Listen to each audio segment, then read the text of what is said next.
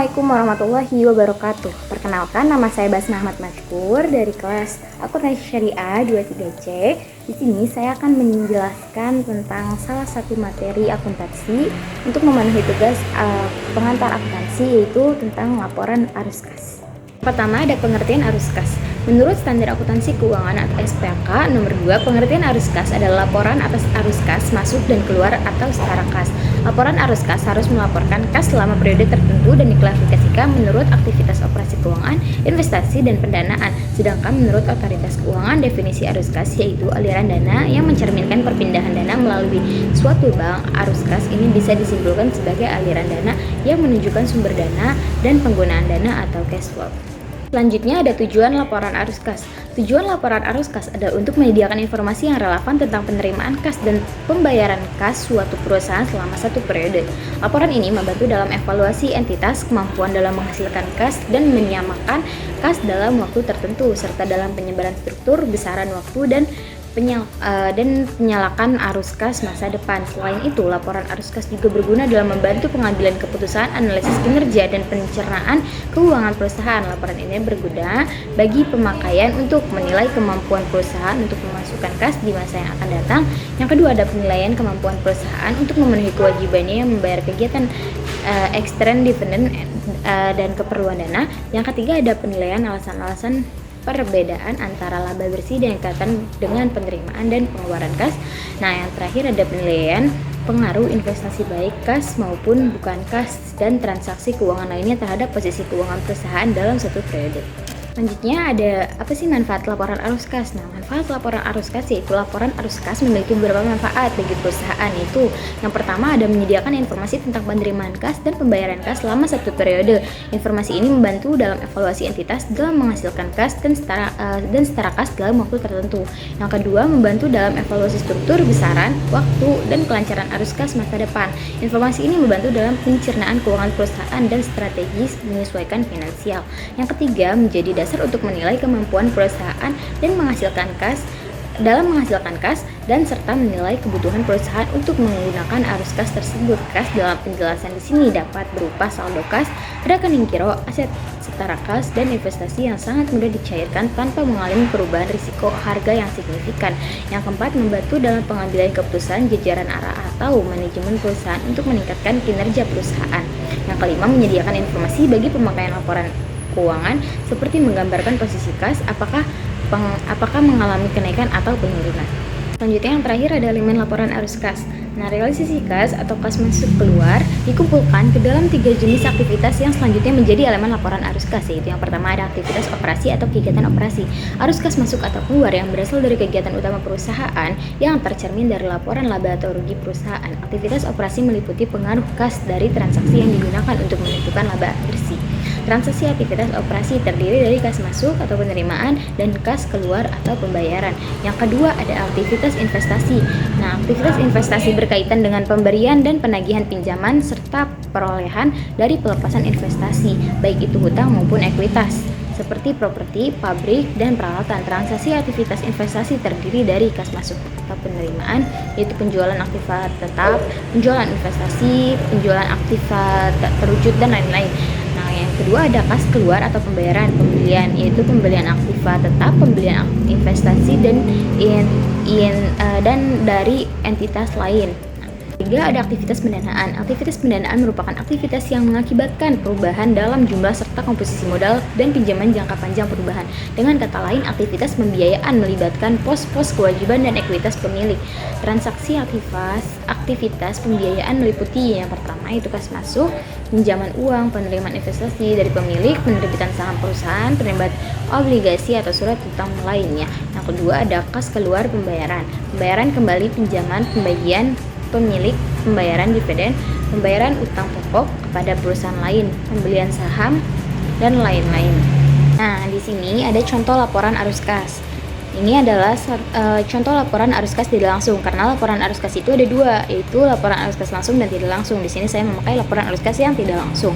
Yang pertama, di dalam laporan arus kas itu terdiri dari arus kas dari aktivitas operasi yang sudah dijelaskan tadi, lalu ada arus kas dari aktivitas investasi, dan arus kas dari aktivitas pendanaan.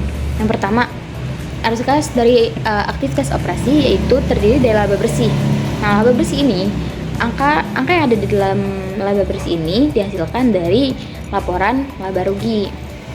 Nah, lalu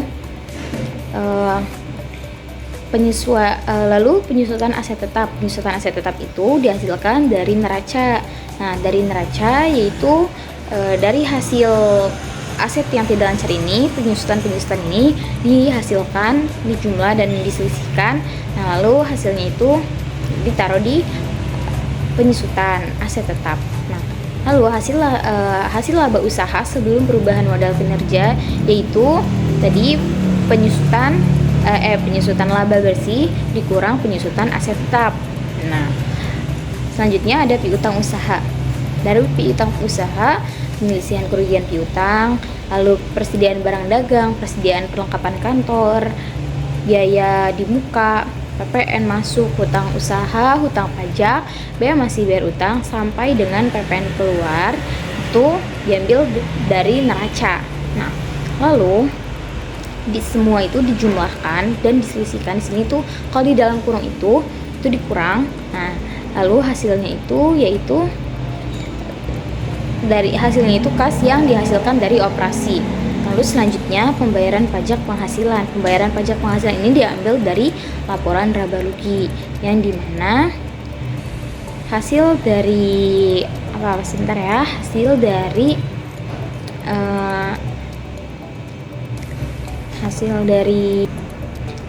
yang pembayaran pajak penghasilan yaitu dihasilkan dari beban pajak penghasilan dikurang beban pajak penghasilan pada tahun 2011. Lalu yang selanjutnya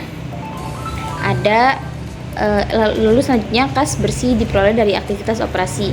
Nah, ini adalah hasil dari selisih kas dihasilkan dari operasi dikurang pembayaran pajak penghasilan, itu hasilnya kas bersih diperoleh dari aktivitas operasi. Nah, yang selanjutnya ada arus kas dari aktivitas investasi. Nah, yang pertama itu bangunan. Nah, bangunan, kendaraan, peralatan kantor itu semua diambil dari neraca. Nah, lalu bangunan ditambah dengan kendaraan dikurang dengan peralatan kantor, dan hasilnya kas bersih digunakan untuk aktivitas investasi. Lalu selanjutnya ada arus kas dari aktivitas pendanaan. Nah, itu yang pertama ada hutang bank jangka pendek. Nah, dan hutang bank jangka panjang. Lalu modal saham tidak ada dan laba ditahan. Kas bersih digunakan untuk aktivitas pendanaan yaitu hasil dari hutang bank jangka panjang dikurang hutang bank jangka pendek, dan selanjutnya laba ditambah laba ditahan. Jadi hasil kas bersih digunakan untuk aktivitas pendanaan yaitu sekian. Nah, lalu kenaikan bersih kas dan setara kas yaitu dari hasil hasil laba usaha sebelum modal kerja, lalu ditambah dengan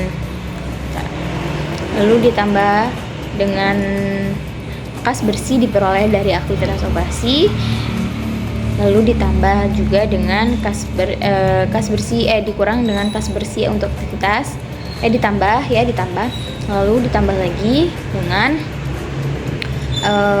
kas bersih digunakan untuk aktivitas pendanaan. Nah, seperti itu ya. Lalu kas dan setara kas pada awal tahun. Nah, nilai kas dan setara kas pada awal tahun yaitu dari angka neraca ya, hasil dari angka neraca. Nah, lalu yang terakhirnya ini yaitu kas dan setara kas pada akhir tahun. Pada akhir tahun yaitu jumlah dari kenaikan bersih kas dan setara kas ditambah kas dan setara kas pada awal tahun. Jadi seperti itu ya. Jika kurang dipahami mohon maaf karena saya di sini juga